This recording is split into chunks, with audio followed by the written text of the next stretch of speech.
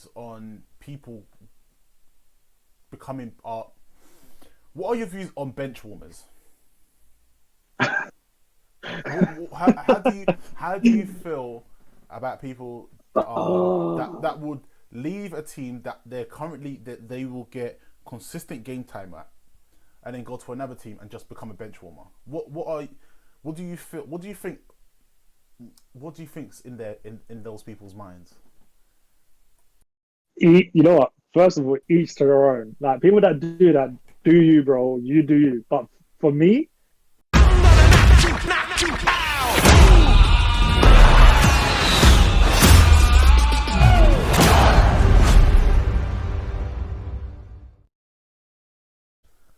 So, all right, we know that before the COVID season started, that you had done your ACL, and it was a crazy injury. But having such a major injury happen to you, what effect did that have to your mental state? it had quite I would say it's like a roller coaster of effect, bro. I spoke about this before, and it's you go between like extremes. Personally, I feel like you go between extremes. You go between, oh, nah, I could come back to, oh no, that it's over. Yeah, You know what I mean? I can't believe this has happened. I did everything right. There's nothing where I can sit there and go, oh, maybe if I wasn't concentrating on my legs enough. That's why it's happened. It's okay. When I come back, I'll concentrate on my legs. But it's like, no, I did everything right. Why did it happen? Was it going to happen again? Am I going to be as good as I used to be? Are they going to turn around to me? Actually, the damage is so extent that you can't play again at the level that you're at. Bro, mentally, all these things start playing in my mind. And I remember going into the surgery. I know the risks are very low. I yeah. know they are, but they were still rattling off things that they were like, by the way, just to let you know, in the surgery, these things can happen. Complete paralysis to the leg. And I went, wait, you started off with that? That's what you're starting off with? Like, that you're coming at me and you're That, saying the first that's risk of the surgery is that's not paralysis to comforting. the... Yeah, no, it's not in it. So they're like, and they're like, no, it's just, things that possibly, if something goes majorly wrong, could happen. And then obviously death and things like that and all that. So I was like, right, okay. But that's in all surgeries. You go into any sort of surgery, there's even if it's like 1%, you know what I mean? It's very low, Yeah, but they still have to tell you that this is something. But they're like, oh, you could lose feeling to parts of your leg and, all this stuff.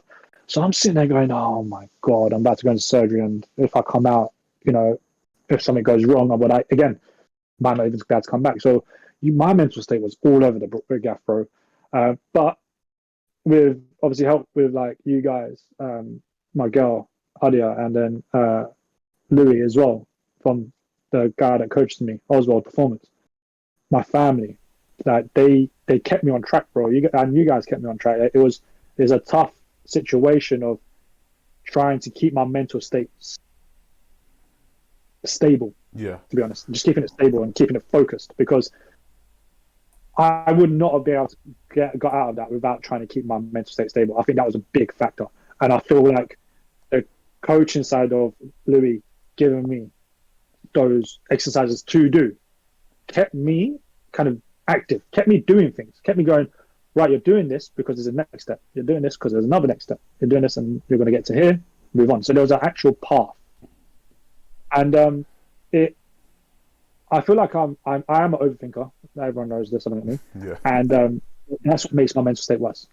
And I think I adopted now the state, and this is I feel like how I am now, is things can go wrong in life, in whatever. I can get deep in this, whatever. Things can go wrong, and in life, and you just have to, at one point, accept it. That's the hardest thing, is accepting what's happened. Yeah. Once you've accepted it, look at what you can still do.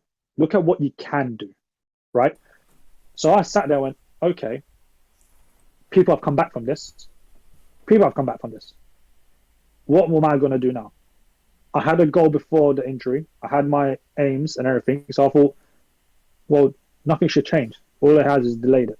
So that's my mental state of keep driving, keep going. Don't let things like this completely alter your life. It has altered my life, to be honest, for about a year and a bit. It's completely changed the way I even done things, the way I do things. It's altered my life significantly, but I'm not letting it be permanent alteration to my life. I'm not letting it stay permanent. It's just a temporary alter.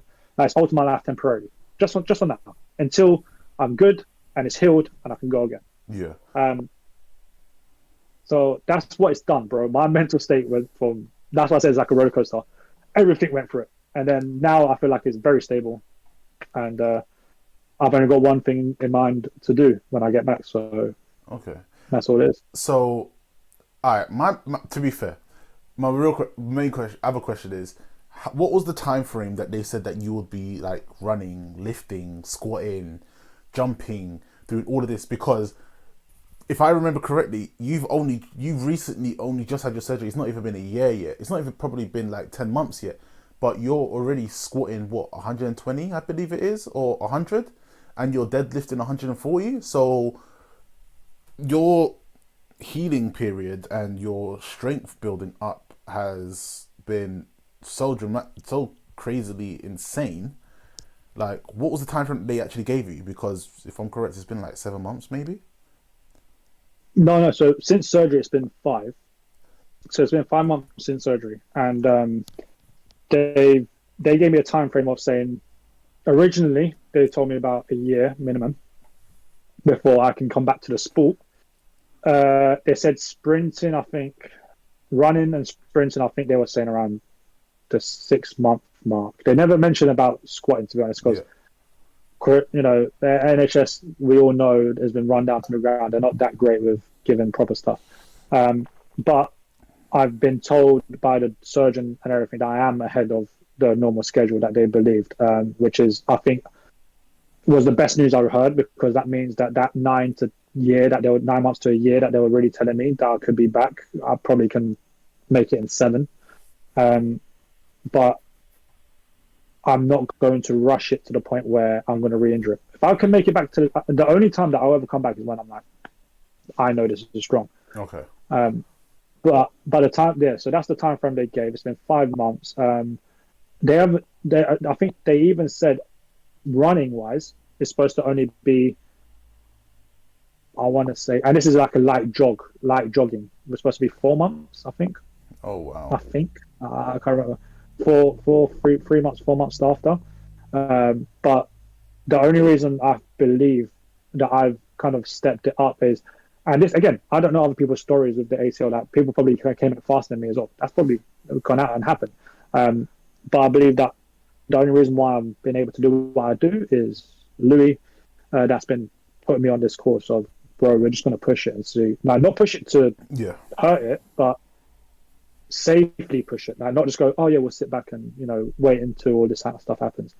And also, there's a bit of drive for me, not gonna lie. That so I went and squatted 120 for the first time in a while. I was seeing that video, I think it was like a couple of weeks ago. Yeah.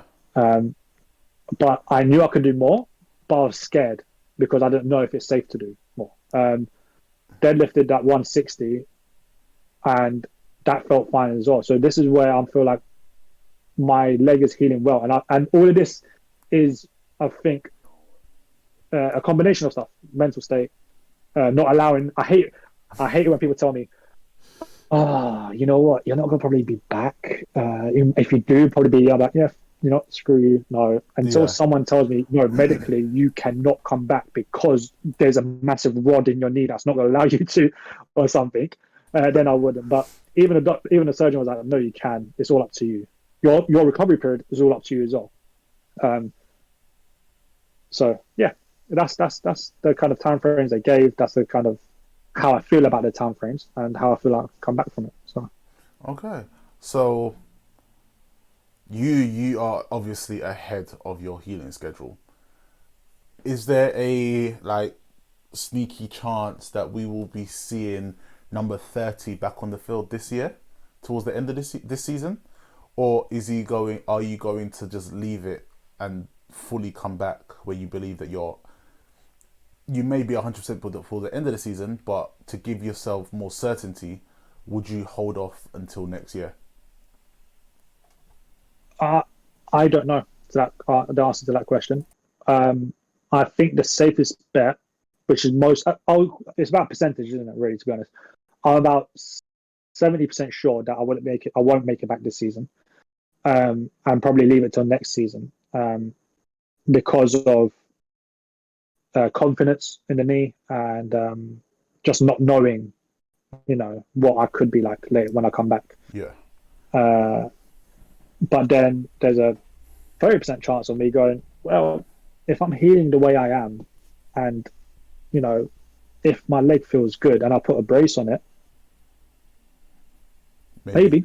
So that's why I was like, it's hard for me to tell, but I know the safest bet will probably be not to. But not saying I wouldn't ball out this year. It will just be like I wouldn't be able to make it to the end of the season for this year. It'll probably be like, I know my goal is, to be honest, I know there's like for the Schmader Cup. Yeah. Not Schmader Cup. The Sealand Seahawks. Yeah. They have another game in September. Okay. And I've actually been trying to aim to come back for that game, to be honest, because I feel like that's a very safe and reasonable time frame, because it's like, it's all in September, so it will be like 9-10 months. Okay. So it should be more than safe enough to go for that one. Okay, that's understandable. And you know what? I'm looking forward to seeing when you're back on the field. I ain't gonna lie, should be fun. Well, I can't wait to be back on the field, bro. Oh, right. Yeah. So let's get into the next one real quick. Right. So, what players in Britball do you love going up against? Rivals or teammates? I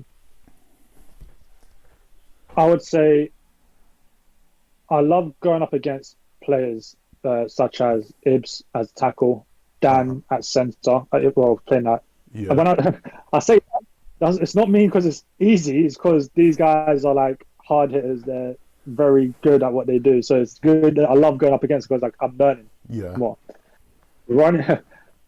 I think going up against Joseph, he is just a freak of a wide receiver. That makes no sense, to be honest. That guy. I know he's injured at the moment. Yeah. Okay. I know he's injured at the moment. I do like going up against him because there's a physical battle about it, and that guy can catch, man. Seriously, he's got the speed for it, and you put that ball anywhere near him, he's really catching it. I think me and him had a good back and forth during our practices and stuff like that, which was good. And that's why when I come back, I even told him, bro, I was like, when I come back, we're gonna go at it again and stuff like that. Like obviously, this game I was injured while battling him. Yeah. It wasn't like he did anything dirty. It's not like he went for my knee. It was literally he blocked. That's what I was saying. It was a good block. He's strong as well. He got underneath my pads, and that's why I was like, bro, you can be the strongest player in the world. When someone that's strong gets underneath your pads, you're gonna take the L. Just take the L. Like it's gonna happen. So he got underneath, and then obviously I tried to throw him, and things went haywire. So that's why I can't wait to go back up against him, because he does push me to my limit. And there's other receivers, bro. Like back in the past, you have Sam Rogers when I played that safety. Oh my god, that guy, cheat code, bro. He's a cheat code. Just unreal. You have people like Kyle as well. You have people like Timmy. Jeez, bro, that kid. He's young and he is nimble and quick. I haven't gone up against him fully because obviously I think because as a corner you'll probably go up against him more than as a safety. But running backs wise, I think I dreaded going up against Gabe. Like this is even when I was at safety, bro. This is when I remember I saw him run through one of the gaps. I was like, oh, there we go. Shit, this is gonna hurt. That I love, but the thing is, I like it and don't like it. Like it as in, you know what, I need to get used to because these are the best people in the game. Yeah. Don't like it because it can hurt when you hit these guys. And anyone that tells you different, I don't care. You can, if you have the biggest ego, you can sit there and be like, you know what, when I get hit by these guys, I do the hitting or whatever. I'm like, bro, cool. You're still gonna feel that hit, bro. You're gonna feel it. You will be lying to yourself if you said, No, I'm good. No, you felt that still. You felt that still. Yeah. Like, I don't care. You can have the biggest ego, and if you sit there and tell me that these people that you face that are supposed to be as good as they are, and you're telling me that, no, nothing phases you when you hit them or they hit you, you're lying, man. Be realistic. Like, so that's why I like going up against these guys, man. Okay. Like, there's a lot of players that I know are great athletes, be it outside Blitz as well. So, Okay. So you've just mentioned teammates there. What rivals do you like going up against? Like what players from rival rivals, teams? teams From other in teams, teams or players wise. player wise, from other teams. Uh, okay, players wise. So I don't know players wise personally by name, not all the time. Okay. But I haven't gone up against this person. So all right, so I haven't gone up against this person, but I can't wait until I do. So Martin from Warriors, I want to go up against him, Okay. and we talk about it. And partly why I can't wait to go up against him is because one, it's gonna be jokes, and two, he is good at what he does. Like he is good at what he does, and I feel like the banter after will be hilarious. And he's a GB athlete at the end because I know he's gonna put that plug in himself. So just gonna say it out there for anything. Before he comes to me like, when you mention my name, why do you put GB athlete in it? There you go, I've done it. You're happy. So like he is a good player, man. He's good, and I want to go up against him. I wanted to go up against Dwayne again. I don't know if he's playing this year for Warriors. Yeah. Running back. Don't know if he's playing this year. He's a solid running back, and I know they have other really good running backs as well. To be honest, I just don't know them by name. To be fair, who was what was number 13's name? The wide receiver. Oh, I can't remember. For who? Warriors. Oh God, Lord, you're asking me about numbers. I never looked at receivers because I never had to worry about them. He was one of true. He was one of the. To be honest, he's a very good receiver. Is he a returner? He came. No, he's a returner as well. He does like loads of their jet sweeps and stuff like that, I think. I can't remember his name, but he's a very good player. He played in Germany. He was like high. He was one of the top-rated receivers there as well. And going up against him when I was at safety, that was you can sense that difference in level when you came up against him. His route running was solid. His catching was solid as well. Yeah. But yeah, man, that's about it really. Like, and there's a lot of players that I can't wait to face, and there's a lot of players that I've faced and been like, it's in the past now because I won't play that position again to even go up against them. Okay. So yeah. Okay, so that leads into the next question. What players in Britville do you hate going up against? You just can't stand going up against them. What players do you hate going up against?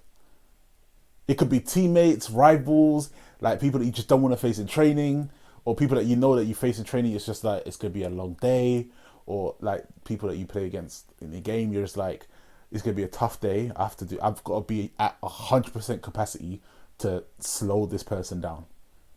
Who are these players? Bro, the most of them will be the players that I love going up against, like I've said before, because I hate going up against them. Like it's like a love-hate relationship. Like you're that good, I love it, but I can hate it because it's long for me. Those are the players that I mentioned there before. I would say the ones that I actually just generally don't like playing, like going up against, is probably, I don't know. I don't think I hate going up against someone. As I won't like it because I know it's going to be a long job, like I said with the other players. But not gonna lie, I don't think there's a player that I hate going up against. Okay, fair enough. That's a quick, simple question. Well, answer to a question, and I will take that. So, obviously, we had COVID. You got injured, and obviously, you can't play this year because of your healing still. But what has it been like knowing that you just haven't played football for 3 years? Like you haven't been able to touch the field, you haven't been able to hit anyone, like, and know you most likely miss it, but like, how does it genuinely feel when you see everyone else doing the one thing that you want to do, that you're dying to get back on the field to do? Hate it. I hate it, bro. It makes me. it makes you want to be on the field even more. It makes no sense. Like it generally makes no sense. You get to be on the field, and then sometimes you're like, oh, it's a long day today, whatever. And then you're like, oh, you take it for granted. But when you can't play, and you're there like watching people play, going, just can I put a brace on and just go in? It's one of those ones. It just hate it. Hence why the last season I didn't go down and watch it much or even go down to the training much because bro, I couldn't do it to myself. Yeah. Mentally, I couldn't do it. This season though, I'm going down more. Still hate it because I can't play, but trying to be a bit more involved in it to get used to it again, so it's not a massive shock when I return.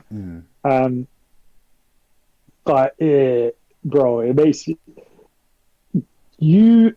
It's like walking, right? Yeah. If someone went, you can't walk for the next 3 weeks, you're like, why? What? I can't do what?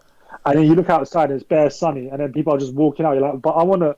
You're like, why? I want to get there. Why? Like, you start questioning life, bro. Like, I need to be honest. What can I do? Oh, what? So if I just get some duct tape and just, go around my knee, could I still go on? Like, you start thinking about these ridiculous things, man.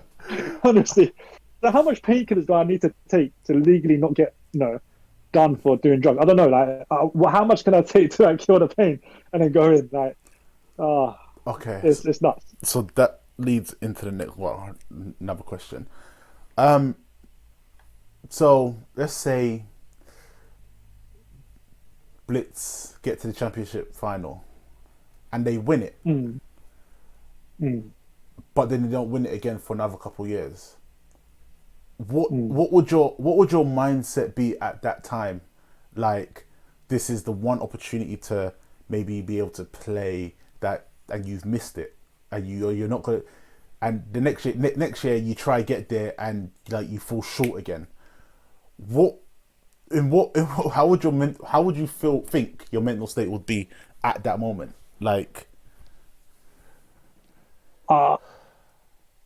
I don't want to think about what my mental state would be at that point because I've said it to myself, bro. I said, if Blitz win it this year,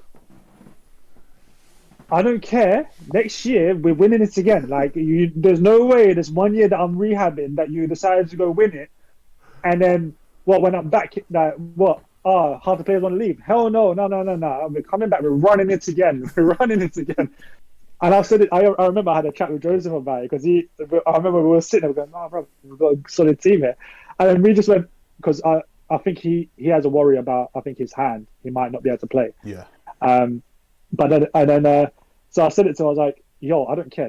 I said, if you do not make it this season and, we're out, I don't care if I have to play an Iron Man match. If I have to play every single snap on every single whatever position, I'm playing to win.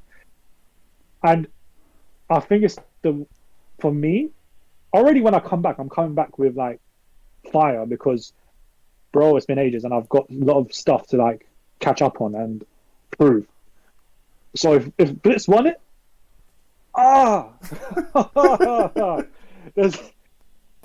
this is not even me being big-headed, but the first person I'm hitting is feeling it. Like, I don't care. Like, there's going to be so much anger and so much drive. Like, frustration will just be like, oh, no, it's not happening. There's no way we're falling short in the second year. Okay, that's...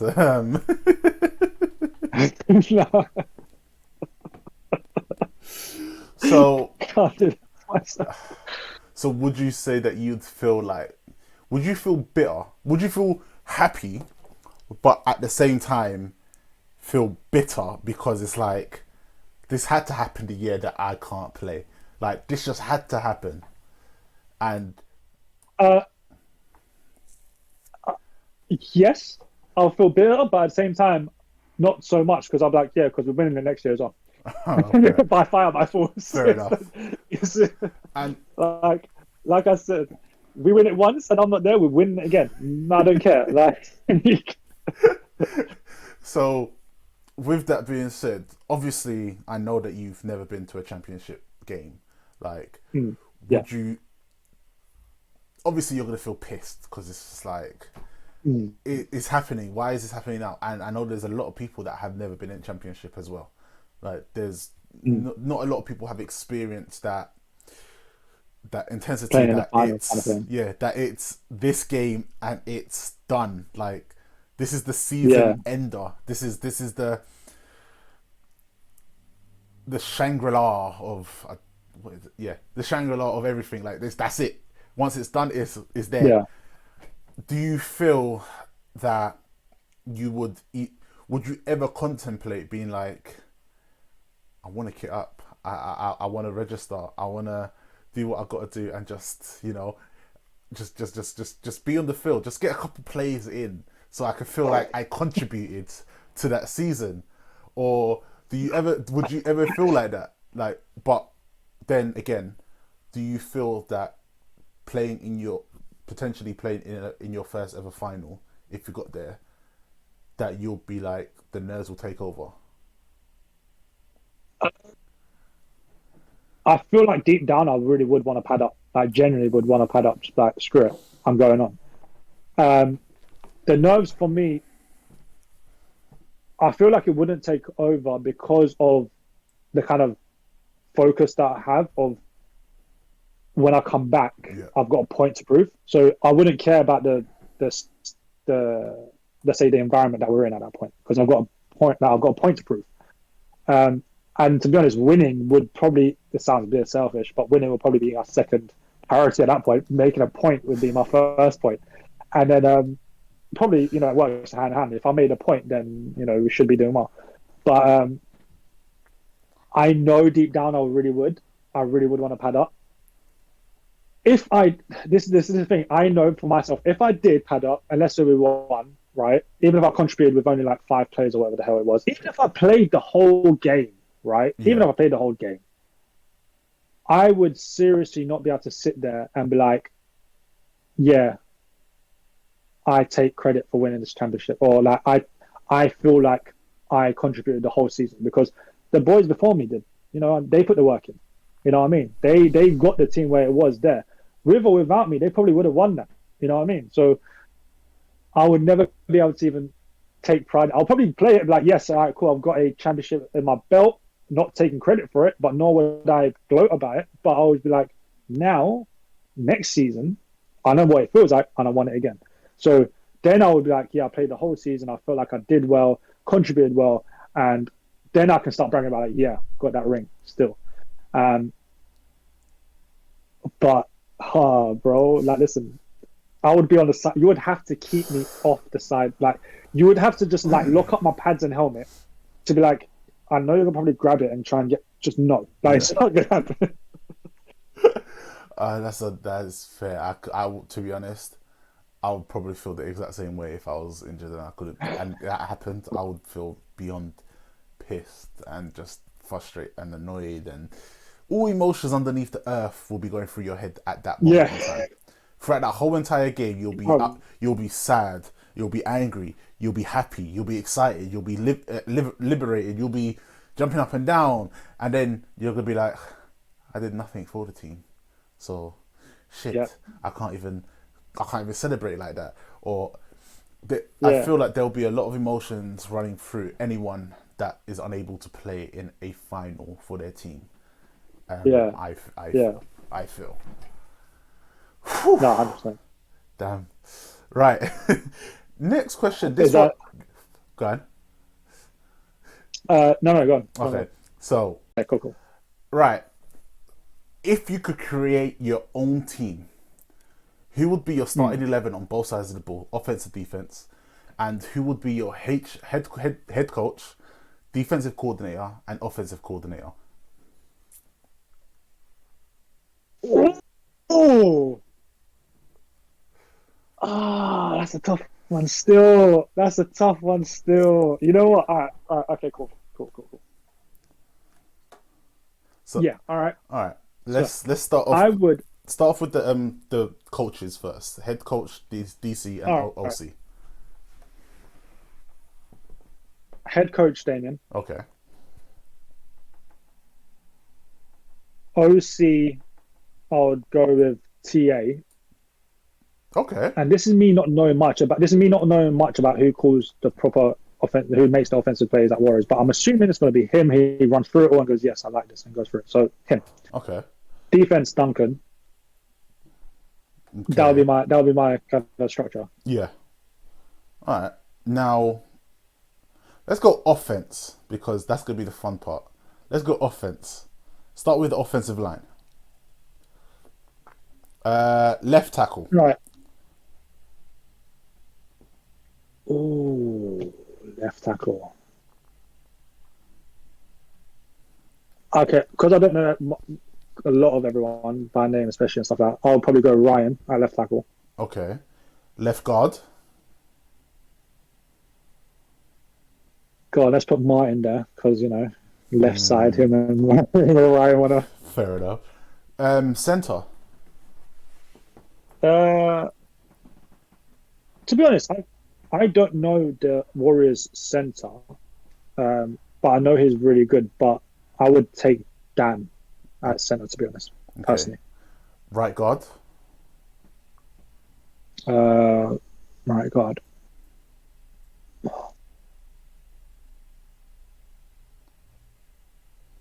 I don't know. I don't know. Probably one of the Warriors guards. Fair enough. And right tackle. Ibs. Fair. Quarterback.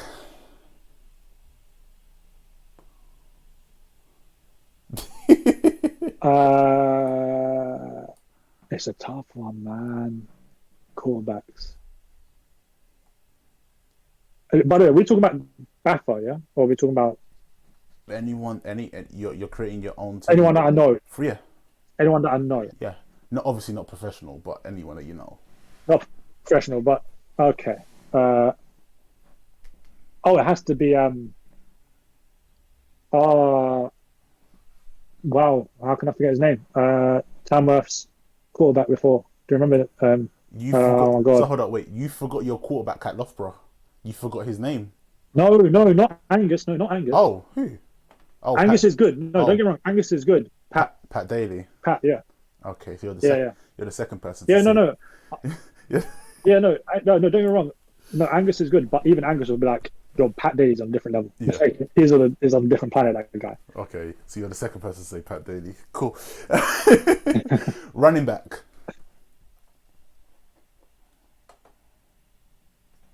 I would take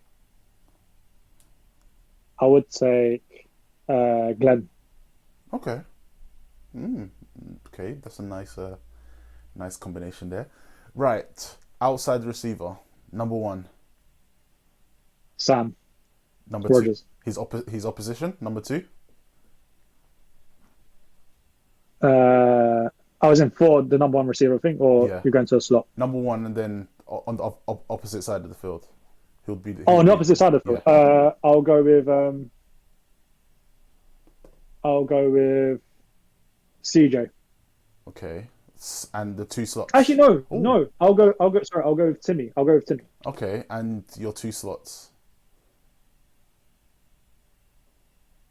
Oh, I think there's that number 13 from Warriors. Yeah. Wide receiver. He'll go there, and then it would have to be Jack Daly.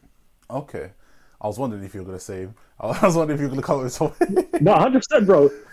Jack Daly, 100%, man. That guy is an alien. That guy is unreal. All right. Now defensive side, you can name your defensive players however you want. All right, so I would start with the backfield. So I'll start off with the safeties. I'll go with Chad and Jason. Okay. Safeties. I'll go with Tonye as a cornerback. Yeah. And I would also go with Dot as the other quarterback. Okay. Cornerback, sorry. Yes. Linebackers. I would go with Simeon. Would be there, 100%.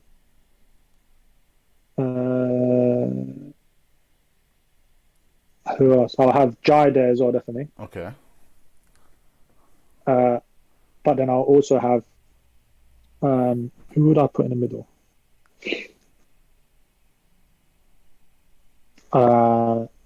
He doesn't play anymore, but I want him back.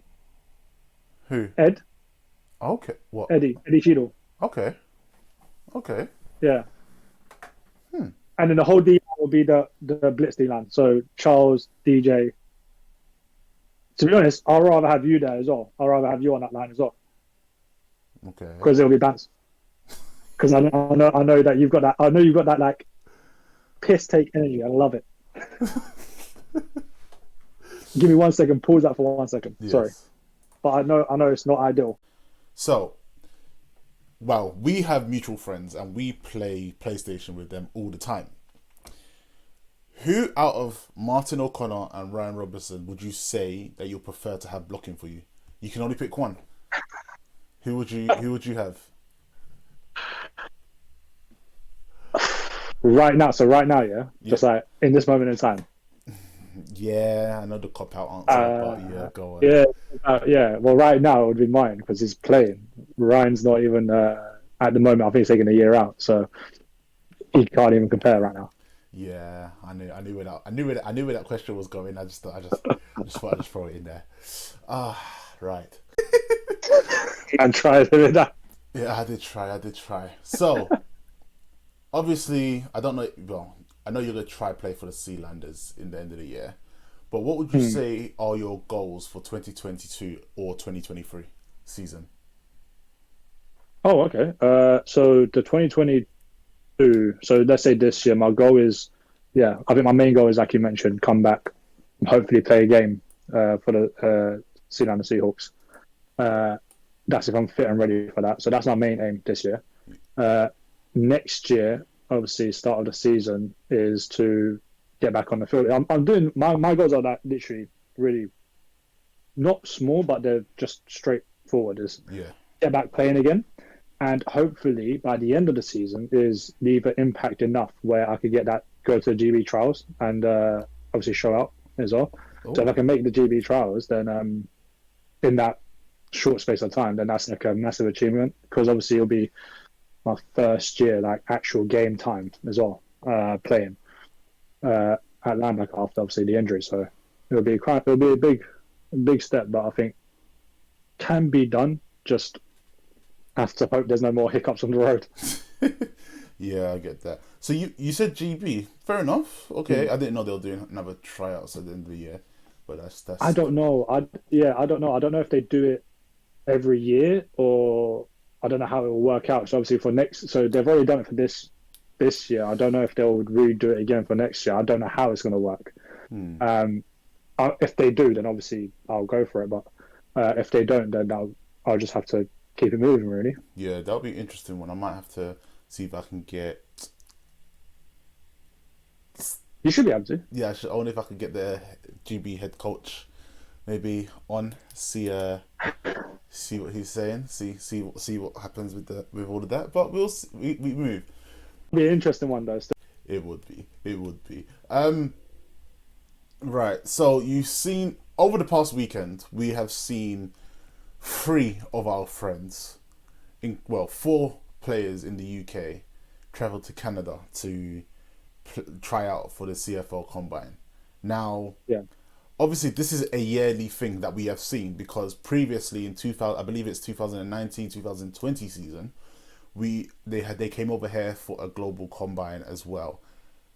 With that possibility of even playing professional, even if it is in Canada.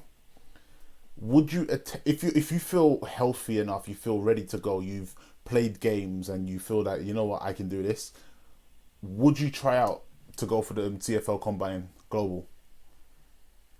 I mean, yeah, why not? I personally don't know, obviously, my condition that I'll be by that point. And not going to be big-headed and be like, I'm definitely going to be I'll be like in the running for this CFL Combine. But if I do, like, let's say everything goes well, and if I do get that opportunity, man, I'll go for the Combine, because I wouldn't want to shut the door completely. You never know what kind of opportunity it will bring.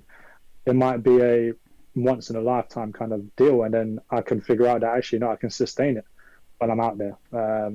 So, I would never shut the door straight away. I think it's a massive honor to be called up to that as well, because you're basically representing the UK, Great Britain athletes while going over there. So I'll do my best to shine and open up more of a route for the current athletes, because that's what the 4 players over there are doing right now, man. That's what they're doing. They're showing what the GB have got. You know what I mean? And hopefully they, I know them. They're good enough as well. So hopefully the CFO will just see that.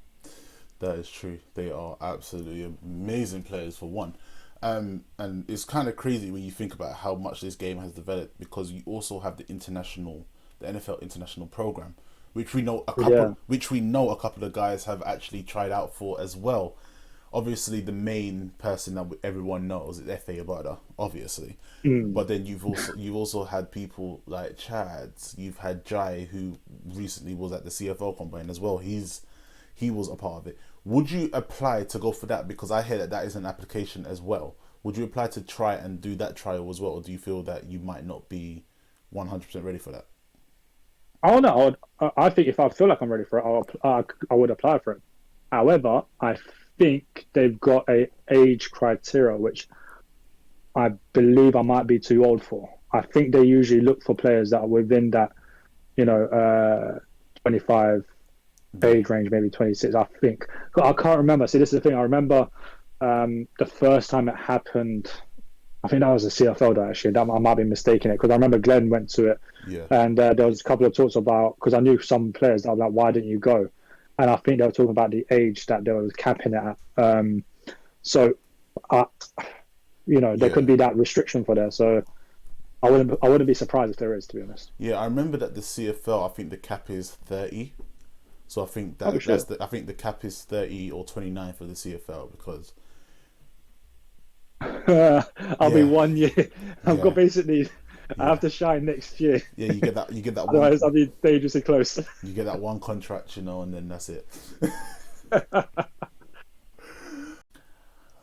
All right. So what I'm gonna do in a bit after this question is I'm gonna give you quick fire answers. So I'm just gonna say a name, and I want you to say the first thing that pops into your head. But first, what would your teammates or coaches describe you as? Honest opinion now. Pain in my ass. I don't know. I don't know. I would hopefully we've dedicated to it, because I think they understood that I don't let things go off lightly, and I ask loads of questions.